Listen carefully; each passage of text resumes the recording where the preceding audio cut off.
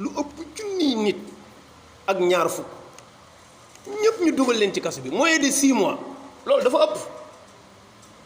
te li ci yéeme mooy ñi ëpp ñi fa dugg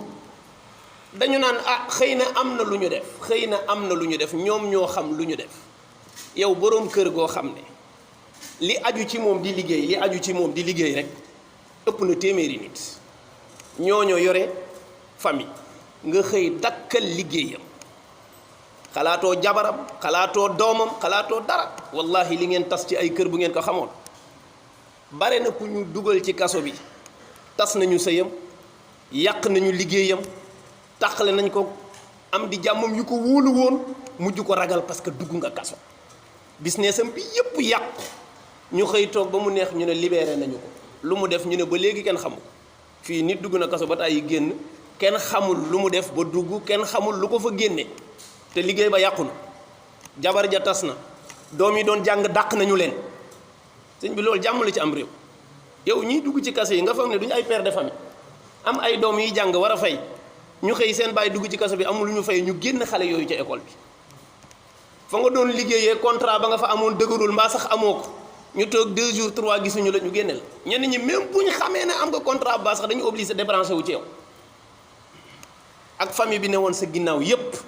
ànd ak loolu yëpp ki mel nii bu defoon lu ko jar dañuy wax ne moo tooñ boppam ñenn ñi dañu naan la xëy na am na lu ñu def xëy na ñi ko topp ñoo ko xam xëy na kenn waru ci freiné nit ku mel noonu te gis nga àq yooyu wallahi bu jigee nit fii ci àddina yi du ko jig fële ca yowmal xiyaam parce que sëñ bi mënoo wax ne jullit laa man nga jàkkaarloog nit koo xam ne doomu aadama la comme yow nga yori soxna mu yori soxna nga yori doom mu yori doom ngay joxe dépense muy joxe dépense amoo dara lu leer ci sa bopp nga jël ko dugal ko ci kaso bi di doxal sa liggéey freiné liggéeyam ci lan c'est parce que bokkuma ak moom gis-gis te maa yore doole ji tey su bokkul ak man gis-gis dinaa ko wan sama doole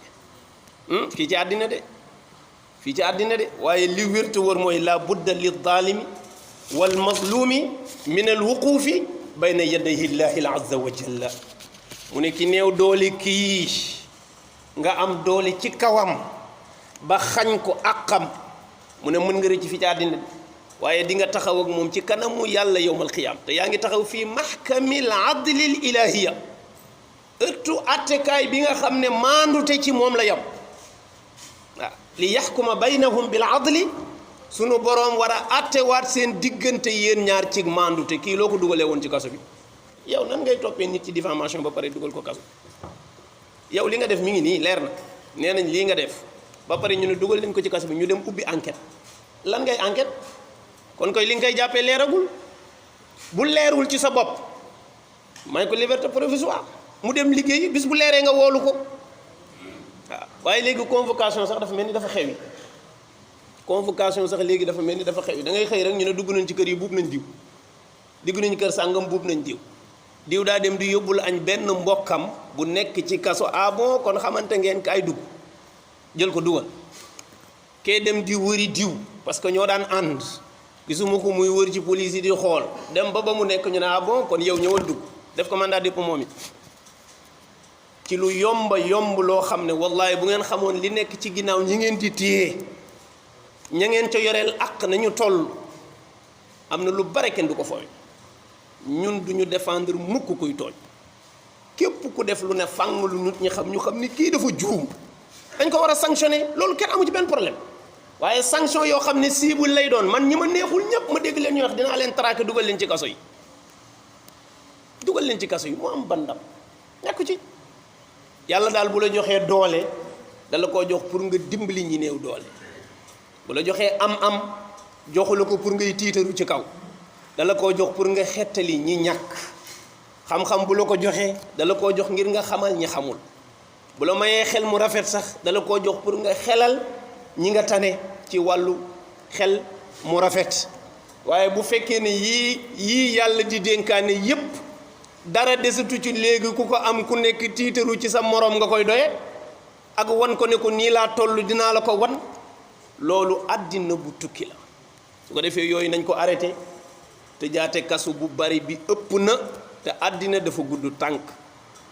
waxoon naa ne xel mu gàtt mi ngi yem ci di xool tey rek xel mu gàtt mi ngi yem ci di xool tey rek xool leen ëllëg yàlla day dénkaane te day nangu li mu dénkaane te ka mu koy jox waxu ko kenn te mën naa daje ku ne ci àddina kuy leble xamal li ngay leble wolof nee na saan buy dem di dellu si na nekk xooxu déem